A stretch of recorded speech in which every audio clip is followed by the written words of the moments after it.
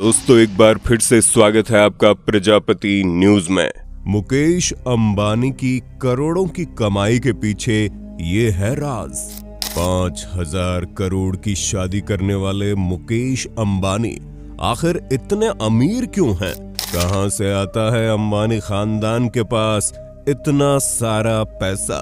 दोस्तों आज आप भले ही जियो के बढ़ते दामों को लेकर मुकेश अंबानी को मन ही मन कोस रहे हो, लेकिन इस बात से कोई इनकार नहीं कर सकता कि देश के प्रधानमंत्री से ज्यादा पावर अगर किसी के पास है तो वो है मुकेश अंबानी, जो न केवल भारत बल्कि पूरे एशिया के सबसे अमीर व्यक्ति हैं, जिनके इशारों पर पूरा बॉलीवुड नाचता है। नेता नगरी तो इनके आगे सलाम करती है, पर सवाल फिर से यहीं आकर अटक जाता है कि आखिर अंबानी जी इतने बड़ी दौलत के पीछे का राज क्या है। आज की इस वीडियो में मैं यानी आपका दोस्त विशाल प्रजापति आपको सब कुछ ही तो बताऊंगा, बस वीडियो छोड़कर कहीं मत जाइएगा। लेकिन हाँ, वीडियो शुरू करने से पहले एक छोटी सी रिक्वेस्ट है। वीडियो के नीचे रेड कलर का सब्सक्राइब बटन दिख रहा होगा, उस पर क्लिक करके सब्सक्राइब कर लें और साइड में बेल आइकॉन भी दिख रहा होगा, उस पर भी क्लिक कर लें ताकि आपको वीडियो मिले सबसे पहले। दोस्तों जैसा कि आप सभी जानते हैं, मुकेश अंबानी की जो रईसी की शुरुआत होती है वो उनके पिताजी यानी असली अंबानी से होती है, क्योंकि धीरू भाई अंबानी ही वो शख्स थे जिन्होंने रिलायंस इंडस्ट्रीज की नींव रखी। धीरू भाई अंबानी एक बहुत ही गरीब खानदान से ताल्लुक रखते थे, जो पेट्रोल पंप पर पेट्रोल भरने का काम करते थे। फिर सन 1950 में मात्र 18 साल की उम्र में वो यमन चले गए, जहां एक बंदरगाह में वो एक छोटी सी क्लर्क की नौकरी करने लगे। लेकिन एक दिन धीरू भाई अंबानी को पता चला कि वहां के जो रियाल सिक्के हैं उनमें चांदी लगा हुआ है, जिनकी कीमत सिक्कों के मूल्य से ज्यादा है। फिर क्या था, अंबानी जी ने अपना गुजराती दिमाग लगाया और चांदी के इन सिक्कों को खरीदना शुरू कर दिया। इन्होंने इतने सारे सिक्के खरीद लिए थे कि धीरे धीरे रियाल के सिक्के गायब होने लगे। वहां की सरकार को इस बारे में पता चल पाता, तब तक धीरू भाई अंबानी ने सिक्कों की चांदी को गलाकर लाखों रुपए कमा लिए थे। दोस्तों जब धीरू भाई अंबानी यमन में अपना सिक्का जमा रहे थे, इस दौरान सन 1957 में मुकेश अंबानी का जन्म होता है। धीरू भाई अंबानी अपना पूरा परिवार लेकर 2 कमरों के मकान में रहते थे। धीरू भाई अंबानी के सपने सिर्फ सिक्के गलाकर पैसे कमाना नहीं था, बल्कि अपना धंधा जमाना था, जिसके लिए वो साल 1958 में भारत वापसी करते हैं। भारत आकर जो भी पैसे उन्होंने कमाए थे उसे अपने कपड़े और मसाले के बिजनेस में लगा दिए।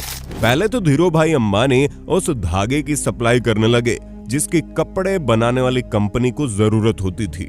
फिर उन्होंने खुद ही कपड़े बनाने की फैक्ट्री डाल दी और 1966 में उन्होंने अपनी पहली फैक्ट्री शुरू की, जहां उनकी कंपनी का नाम था विमल। दोस्तों धीरू भाई अंबानी का प्लान पूरी तरह से सक्सेसफुल हो गया और विमल एक पावरफुल ब्रांड बन गया।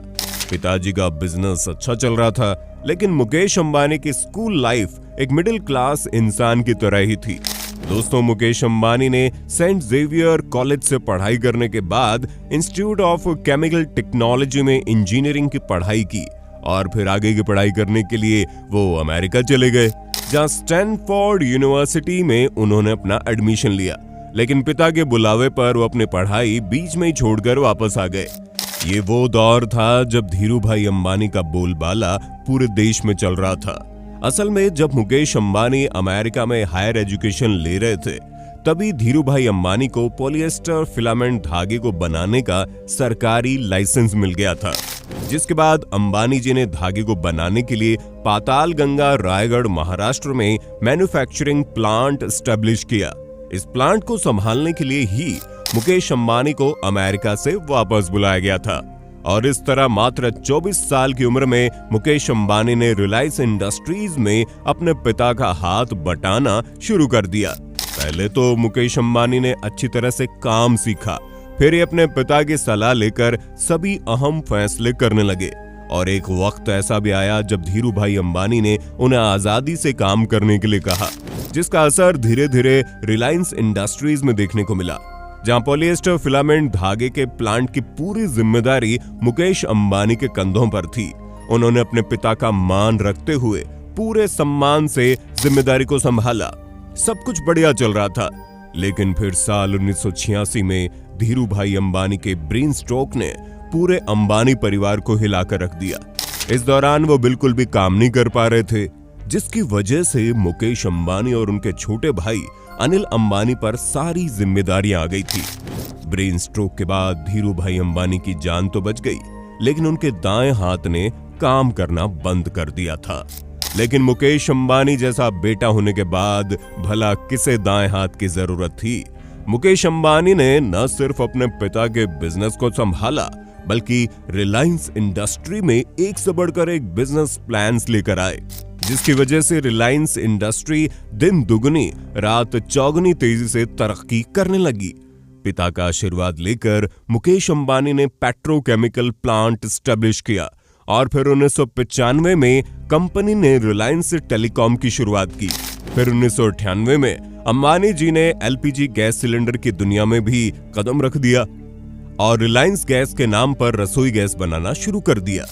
धीरे धीरे हर तरफ अपने पैर पसारते हुए रिलायंस इंडस्ट्रीज सफल होती जा रही थी, जिसकी नींव भले ही धीरूभाई अंबानी ने रखी हो, लेकिन उनके बेटों ने भी कोई कसर नहीं छोड़ी। तभी तो साल 2002 में धीरूभाई अंबानी की जब ब्रेन स्ट्रोक की वजह से मौत हो गई, तो दोनों बेटों के बीच प्रॉपर्टी को लेकर जंग भी शुरू हो गई। दोनों भाइयों की आपसी लड़ाई में कंपनी को सबसे ज्यादा नुकसान हुआ। भाइयों का ये झगड़ा बढ़ता ही जा रहा था, जिसे खत्म करने के लिए मुकेश अंबानी की मां कोकिलाबेन ने रिलायंस इंडस्ट्रीज के 2 हिस्से कर दिए। जहां मुकेश अंबानी के हिस्से में रिलायंस इंडस्ट्रीज और रिलायंस पेट्रोकेमिकल आ गया।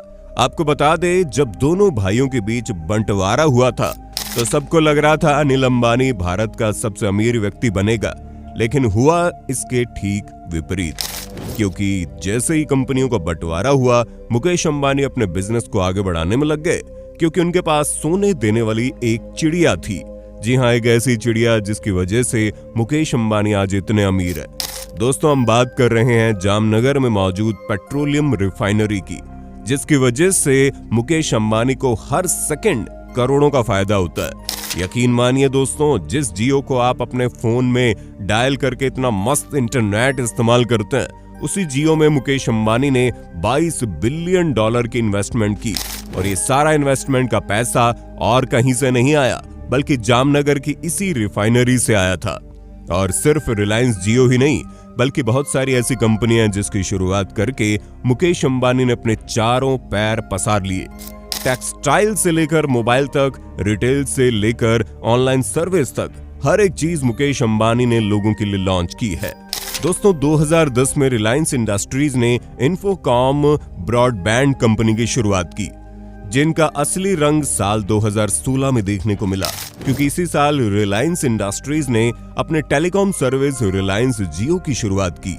फिर क्या था, अंबानी खानदान मौके पर चौका मारता नजर आ रहा था। और अब तो देखकर लगता है कि शायद ही कोई ऐसी जगह बची होगी जहां मुकेश अंबानी के प्रोडक्ट्स या सर्विसेज ना हो। हालांकि मुकेश अंबानी कई जगहों पर फेल भी हुए, जैसे उन्होंने LYF नाम का एक मोबाइल ब्रांड भी शुरू किया था, जो साल 2016 में सबसे ज्यादा बिकने वाला मोबाइल फोन भी साबित हुआ। लेकिन ये सब कुछ ज्यादा लंबे समय तक चल नहीं पाया और देखते ही देखते लोगों का भरोसा इस कंपनी से उठने लगा।